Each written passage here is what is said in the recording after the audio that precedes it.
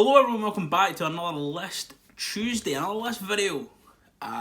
This is right after I recorded yesterday's video. I changed hoodie from a zip down black hoodie to just a pullover black hoodie to save time. Don't know why I'm letting you in on the secrets, not behind the scenes action, but here we are.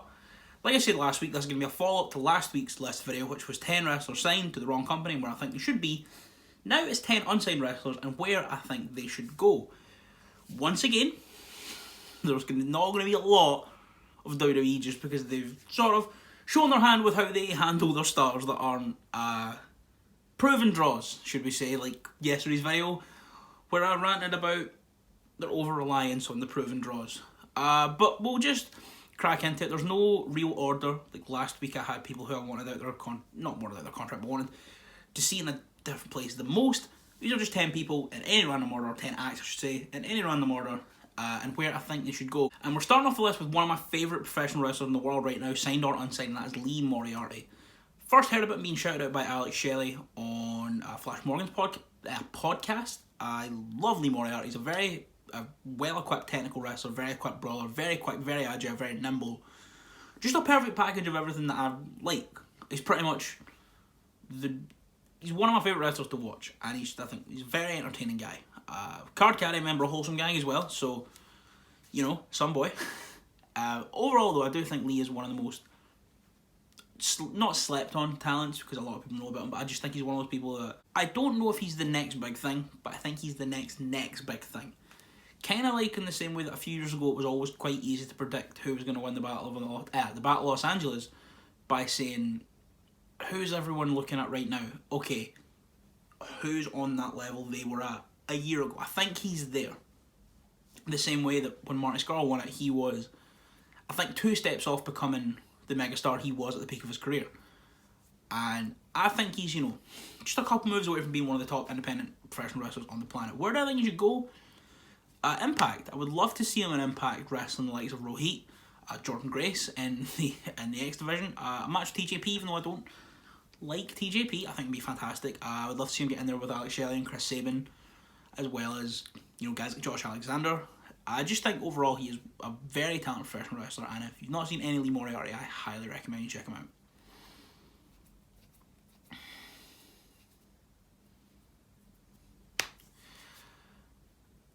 Just like Lee Moriarty, this next act I spoke very highly of in my Ones to Watch video from a couple weeks ago, and it's More Than Hype from Ireland, who are one of my favourite tag teams in the world right now. I spoke very highly of them. I actually had LJ Cleary reach out to me, sort of thank me for the kind words, and it really made my day.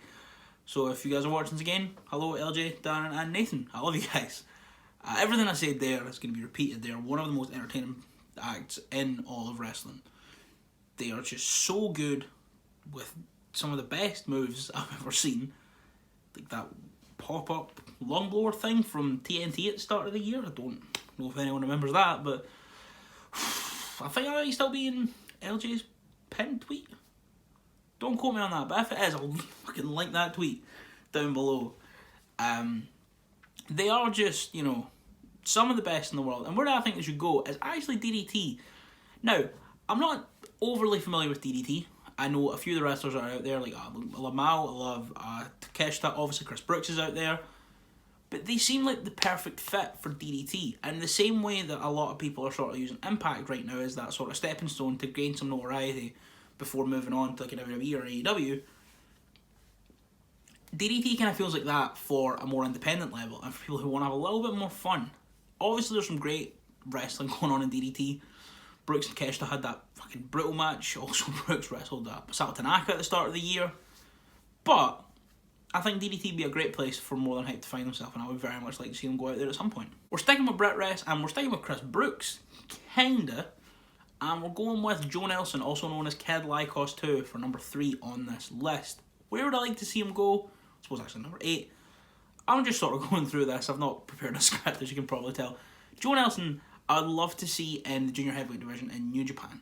If you haven't watched any Joe Nelson matches, he is an incredibly talented youngster. He's only 18 now. He turned 18 this year.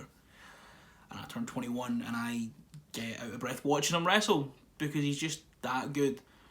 He won the Catch Pro Wrestling British Heritage Cup in January. I interviewed Scott from Catch. He's a really cool guy. That interview never went anywhere because the world caught on fire immediately after, and everything we talk about is so dated because that was back in March I interviewed him. So Scott, if you're watching, hello. Also, the whole show though, the whole British Heritage Cup show is up on YouTube for free. It was Catch's first show. Unfortunately, our second show was caught by COVID, but Joe Nelson's on that show. If he doesn't impress you there, I don't know what you're up to, basically. Out in New Japan, I would love to see him wrestle the likes of Hiromu, Ryu Lee, although I think he's just left, so that's a bit of a moot point. Taiji Ishimori, Robbie Eagles, just almost everyone in the junior heavyweight division. Bushi, I think he got a sick match with Bushi, Master Wato, and Gabe. I know Gabe's a heavyweight, but I love Gabe. And we're still on Brit Rest. Number 4 are my boys. They're somewhere behind me. Don't know if that will not be lined up for that camera because I'm now on the back camera because that's got a better quality. So I don't know if I was just pointing at the wall for you guys. But number 4 is Aussie Open. Kyle Fletcher and Dunkzilla Mark Davis.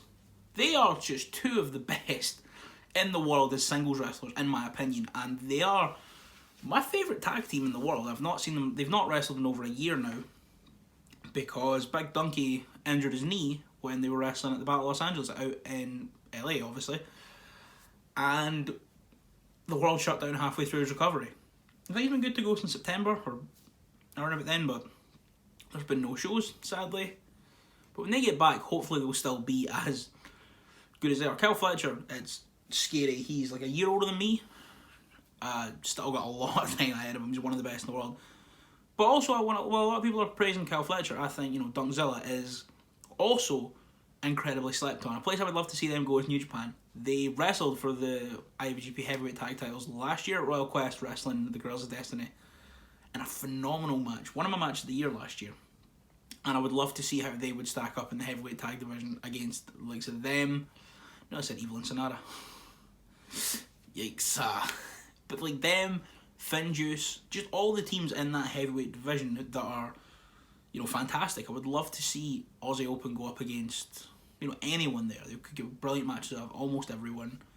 In fact, probably everyone. And I think their style is a perfect fit for New Japan, and I would love to see them back out there eventually. Back on the American Indies now. I would love if my boy Cole Radrick got signed. Cole Radrick, if you don't know, is a fantastic, plucky underdog babyface wrestler. He had some amazing matches over the summer at some GCW shows, including a very good one against Kylie Ray. He had a great match in the Acid Cup at the start of lockdown. I don't remember who against. Was it KTB? Might have been KTB. Don't quote me on that. I forgot to look it up. But he's fantastic. He's a very good technical wrestler. He's good at everything. He's one of those all around just properly indie wrestlers. But he's one of the most sympathetic baby faces. He looks like he's 12 years old. He's probably older than me. He could beat the shit out of me. But he's very easy to get behind. Got a nice, I don't know. There's just something about Cole Radrick that makes him very easy to support. Where would I like to see him go? I'd like to see him go to AEW. I think he'd be a perfect fit there. Just looking at the guys he could have matches against, like Darby Allin, Marco Stunt, Luchasaurus, Sean Spears, Scorpio Sky, Christopher Daniels, Penta, Phoenix, Sammy Guevara, Jericho, fuck it. I would love to see Cole Radrick wrestle all those people and many more. And hopefully one day, AEW chap the door of Mr. Radrick and offer him a contract. Once again, I told you there was someone I think would fit in WWE. That is TK Cooper from the Brit Rest scene. TK Cooper, if you don't know, is a member of the South Pacific Power Trip with someone we won't mention, and Niwa. Is a fantastic promo. There's a brilliant promo somewhere out there that he did for Riptide that he did in 2 takes. I think it was James Musselwhite shot it. And he said to him, had he written anything? James asked him before the promo, he said, have you written anything? He went, nah. And did it in 2 takes. He's a member of Escaping the Mid-Card with Chuck Mambo. Is a brilliant tag team wrestler and a brilliant singles wrestler. Stuff around the Atlas division when he was 205.1 pounds a couple of years ago was fantastic, and it just shows how entertaining he can really be. And I do think he would fit well with WWE's style. He's got a very adaptable in-ring style, can work well with many opponents, and like I said, his promos and his charisma is a massive, massive part of his game, which is, king in the World Wrestling Federation. People would like to see him wrestle in WWE, will just go for all the brands, so we'll go NXT, You've got the likes of Balor, Dunn, Oney Lorcan would be great, Thatcher, just all those people, Trevor Lee, Cameron Grimes, sorry, Bronson Reed, another big South Pacific boy, a big thick boy. On then the main roster, you've got the likes of Corbin. I think I have a great match with Corbin. You know, AJ Styles, obviously, Rollins, Reigns, McIntyre, just all these amazing people. And I would very much like to see TK Cooper one day head to WWE. If you watched my Dynamite review, you would know how highly I sung the praises of a tag team called Top Flight. Top Flight are just this incredible, athletic, just an absolute spectacle to watch. Two brothers, Darius and Dante Martin, 21 and 19. I thought Dante's name was Dante because that's just how Excalibur pronounced it, and it was on at like 1 in the morning and I was tired and I must have just tripped that I read his name on the screen as Daunte. So it's Dante Martin, not Dante Martin. That's just I was a tired boy. But if you watch that video, you'll know just how highly I speak and think of Top Flight. They're one of the best tag teams I've ever seen, like right off rip. Just immediately one of the best tag teams I've ever seen. Obviously, that chemistry comes with being brothers, but they're fantastic. They were trained by Molly Holly and Ken Anderson, two people I speak very highly of, two people I absolutely adore. I like as a fan that I think are like up, like way above where a lot of people have their ceilings at, especially Molly Holly. And you know, I think they could fit in anywhere realistically. Where I would like to see them is quite obvious. It's AEW. They had that match with the Young Bucks, and I've not seen enough. I want more. I want so much more. But as well as that, obviously they could have brilliant matches with FTR, Jurassic Express, SCU, just almost the entire tag division. And it looks like they will sign. They were jumped by TH2 after the bell, and I would very much like to see more of that. If you're interested in seeing some Top Flight, they had some very good matches over the Collective, and obviously that match on Dynamite was fantastic. If you watched my video a few weeks ago, if you watched my video from a couple of weeks ago talking about the ups and downs from the first year of AEW, the biggest downfall was its women's division, which is no fault of their own. But if they were to pick up any, well, we've actually got two here. We'll just go back to back on them. But first is Debbie Keitel from the Woke Queens. Now, obviously, her partner Valkyrie has signed to NXT UK and is one of the few people in NXT UK not giving us a Diet Coke version of their gimmick. It's just giving us like a totally different thing, which I appreciate, but I just don't really get it with the Eva Valkyrie. But Debbie Keitel's amazing. Really good wrestler, really good worker, but on top of that, just such a charismatic promo, very funny, one of the funniest in wrestling. If you just need to watch any Woke Queens match to see just the innate charisma that comes with Keitel and Valkyrie, obviously. I would very much like to see her wrestle in AEW, even if just for a couple of matches. If AEW come over here and do a tour of Europe, I would love to see Keitel on an AEW show. I think she'd be a perfect addition to the women's division because we need more characters in that women's division. Is also a big critique for me.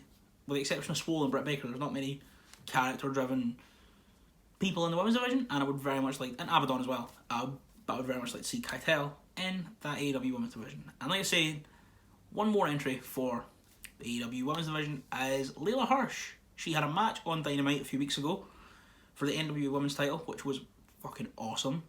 She had her first match in like 8 months at the Collective wrestling Josh Alexander in another incredible match. Layla Hirsch is fantastic. You know, that she had a match with someone we don't mention anymore on Beyond Uncharted Territory, someone who was outed as being just a bad bastard. But that match is incredible. That was my first taste of Layla Hirsch, and I thought she's fantastic. She also had the match with Josh Alexander. Like I said, the match with Serena Deeb on Dynamite. She's been wrestling on Dark quite a bit. I checked her cage match. She did a lot of Stardom stuff at the start of the year before the world caught on fire. And she's fantastic, and I think she'd be the perfect fit for that women's division. Much like in the way I said that they do need some more pure characters in the way that like someone like a Debbie Keitel could definitely bring. They also need someone like a Layla Hirsch, I think. Just a straight, no nonsense, no frills, what's happening, let's fight wrestler on the show. And I really like her, and I think she'd be a phenomenal addition to that roster. And finally, the last one here on my list is AJ Gray to New Japan Pro Wrestling. AJ Gray is a big old boy, big old beefy boy with big old beefy lariats. And I think he's great. He's had some brilliant matches over the course of the Collective and the GCW shows over the summer. Obviously, he ran for the culture through GCW, a show consisting entirely of black and POC wrestlers, which was an incredible show, and I think he's great. I really do like AJ Gray. He would fit in perfectly in that New Japan just heavyweight division, wrestling guys like Shingo, Evil, Ibushi, Jay White. Those are all matches I would love to see, and maybe he'll get involved with the New Japan Strong stuff, the New Japan of America, and hopefully that could maybe take him out to wrestle a guy like Shingo, or I guess Mox as well. And hopefully we see that soon. So that's it for this video. As you can probably tell, there was no script. I was just sort of talking about wrestlers I really like and where I would like to see them go eventually. No real plan for it, no real, just except for the list of names and where I think they should go. Bit more rambly, a bit more sort of off topic and a bit, without focus at times, but I had fun making it. Hopefully you had fun watching it. Let me know any more list ideas you have in the comments, and that is it for this video. Hope you guys enjoyed. Subscribe if you haven't already, and share this to all your friends who like wrestling. Anything you can do to help the channel grow would be greatly appreciated. Likes, comments, shares, subscribes, all that stuff. Notifications on as well. I really hope you enjoyed this video, and I will see you tomorrow with an Impact Wrestling review.